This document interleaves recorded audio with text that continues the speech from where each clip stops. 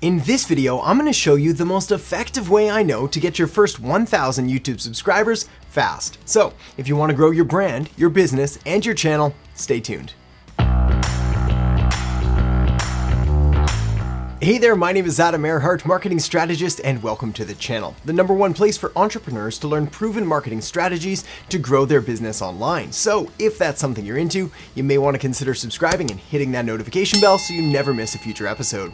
Alright, so seeing as you're here now watching this with me, it means you understand and appreciate the value and importance of having a solid YouTube marketing strategy to grow your brand and grow your business. But knowing something like just how valuable YouTube is and putting it into practice by actually growing your channel and getting your first 1,000 subscribers, well, they're two completely different things. So my goal here today is to give you the tools and strategies to make sure that all of that hard work you're putting into your YouTube videos actually pays off. So let's get started with tip number 1. The very first thing to understand about getting to your first 1,000 subscribers on YouTube, and this is also true to get to your first 100 subscribers or even your first 10,000 subscribers, and it's kind of a universal law that applies across all of your different marketing, and that is that it's all about the audience. Period. Like 100% completely about the audience.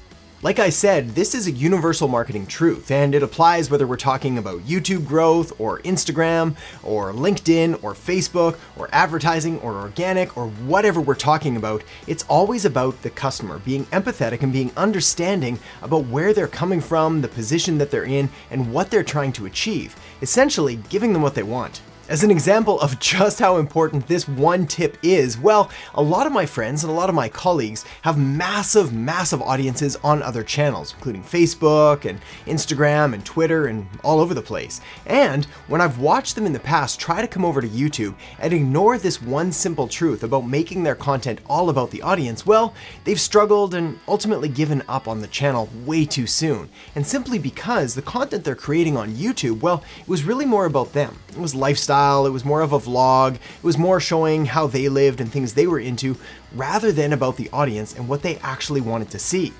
Unsurprisingly, you make enough videos that nobody's watching and nobody wants to see, and you start to lose hope really quick, which means they abandon the platform far too soon, when all they should have done is really focused on giving valuable content to the audience and really understanding what the audience wanted to see and allowing that to guide their content strategy.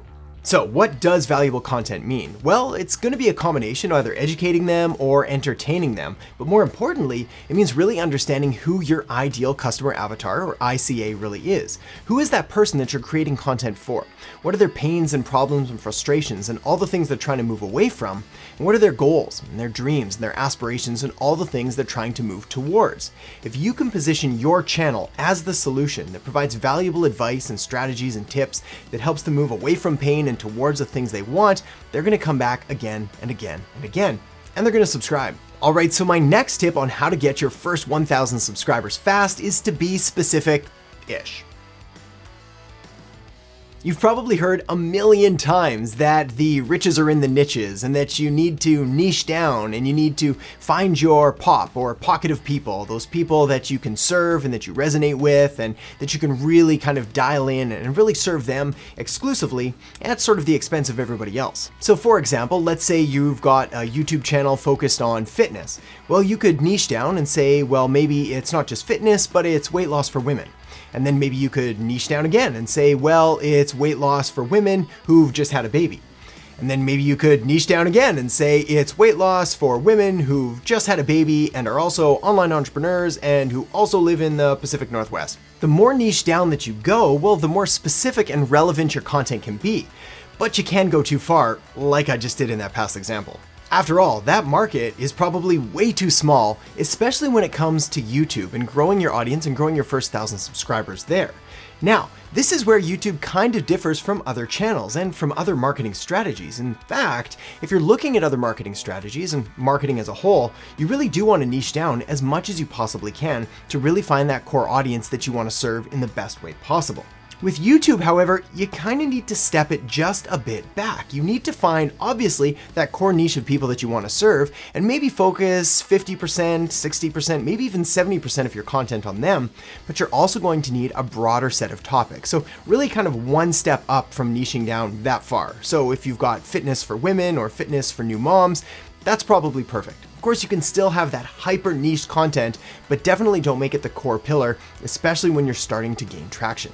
Plus, something else that nobody talks about is in the beginning of your channel, certainly as you're trying to get your first 1,000 subscribers, well, you can be and you should be testing all kinds of different content. Different ideas, different styles, different formats, different topics, really trying to figure out what resonates with your audience and also what kind of content you enjoy creating. So yes, you should definitely niche down, but also experiment and test out different things. And above all, make sure that it's fun, because if you're not having fun, then you're not going to build your brand, you're not going to build your business, and you're going to give up on YouTube anyways. All right, my next tip for getting towards those first 1,000 subscribers is all about setting mini milestones. Now, I don't know exactly what subscriber level you're at right now. So if you already have a channel, make sure to let me know in the comments below with how many subscribers you currently have. If you don't have a channel yet, maybe leave me a comment in the comments below and let me know when you're planning on starting. Regardless, getting started and getting that initial traction, well, that's the hardest part. So getting your first 100, well, that's quite a struggle. But getting from 100 to 250, a little bit easier. 250 to 500, a little easier again. And then 500 to 1,000, easier from there. And from there, it just gets progressively easier. As you start to understand what the audience wants, you perfect your content style, you start to really dial in what kind of stuff you want to create and what you don't. Not to mention, you have momentum and you've got a bit of traction behind you that helps to push you forward. This is why setting those mini goals is so incredibly important to help keep you motivated in the beginning. So set that 100. And then 250, and then 500, and then 1,000. And every time you check off the next box, have a mini celebration, whatever that looks like for you. All right, so my next tip towards hitting that 1,000 subscribers fast, well, this one's gonna require a little bit of work, but it's also kind of obvious in that you're gonna need to make more videos. Now, there is no one-size-fits-all recipe here for how many videos it's going to take you to hit that 1,000 mark. Again, it's going to vary depending on your business and your market and your niche and your style and so on. But one thing that's really obvious is that the more videos you make, well, the faster it's going to happen. Now, of course, quality does matter, and there's always this debate, or should I make better videos or should I make more videos? And of course, in a perfect world, you try to combine those and make as many good videos as you possibly can. But in the beginning, like I said earlier, it's all about testing and experimenting and finding your voice and finding your style. So my advice here is just to make as many videos as you possibly can and let the audience be the judge of whether it's quality or not. After all, one of the biggest flaws that we often have as creators, as entrepreneurs, is that we tend to err more on the side of perfectionism, which means something is never going to be perfect enough for us to get it out there and to actually publish it and upload it. So I want you to try to curb that perfectionism, try to create as many videos as you can, of course, make them as good as you can, but ultimately, you've got to get them uploaded. More videos means more opportunities to be found. More opportunities to be found means more views, and more views ultimately means more subscribers. Not to mention, as you start to build up a content library, an asset database of all of your different videos, well, it's like having tiny little salespeople working for you 24 hours a day, 7 days a week, 365 days a year to spread your message and to build brand awareness for you and for your business. All right, so my next tip is all about setting a schedule. Whether you decide to do a video a day, which is crazy, I totally don't suggest that, or a video a week, which is way more reasonable. Regardless, you're going to need to set some kind of schedule so you can maintain and allow yourself to be consistent with creating and with uploading content. Because at the end of the day, YouTube and your subscribers love consistency.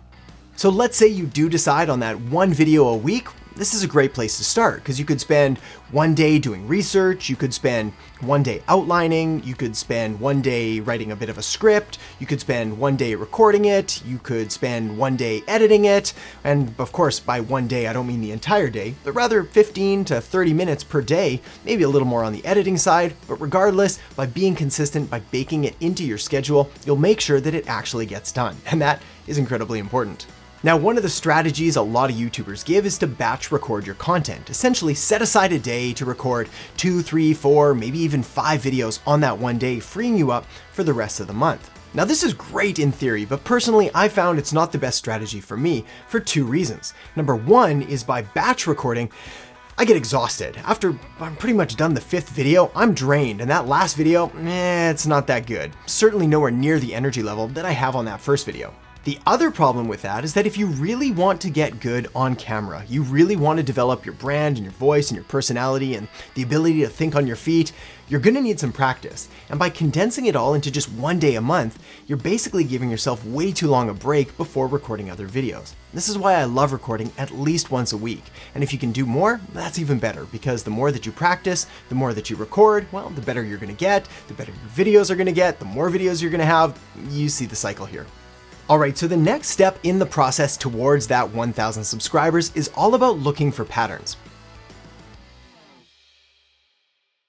So at this point, you should have 20 to 30 videos uploaded, maybe more, maybe less. Regardless, you want to go into your YouTube analytics and you want to sort your videos by the most popular, essentially the ones with the most views. And that's going to tell you all you need to know about what kind of videos are resonating and YouTube's promoting and what kind of videos just are missing the mark. Now, of course, why some videos do amazing and others don't is totally nuanced, and there's a million factors, including the title and the topic and the description and the thumbnail and the hook at the beginning and so on. But at this stage, I really just want you to look from that 30,000 foot overview to try to find out what kind of topics people want to see more of, because then, probably unsurprisingly, I want you to make more of those. You see, that's the beauty of YouTube, and like most of the social media algorithms, is they're really obvious about what kind of content works and what kind of content doesn't. All you have to do is take a look at other top YouTubers, the top videos with the most views, and then try to study and break down what it is about them that's getting them so many views. Is it the topic? Is it the title? Is it the way that it's delivered? And the reality is, it's always a combination, but you've got to get started by creating those videos and then looking for patterns within them that allow you to sort of guide where you're going to go next. The best part here is that it all kind of comes full circle and takes us right back to the beginning, which is really about giving the audience what they want. You see, if your videos have a lot of views, well, clearly people want to see that kind of content. So your job as the YouTuber, as the marketer, as the business owner, is to make more like that. Alright, so the next thing that I want to impress upon you is the fact that you can make money with a small channel. And to show you the best way to do this as a business owner and as an entrepreneur, I want you to check out the video I have linked up right here, which is the #1 way for entrepreneurs to make money with a small YouTube channel. So check that out now, and I'll see you in the next episode.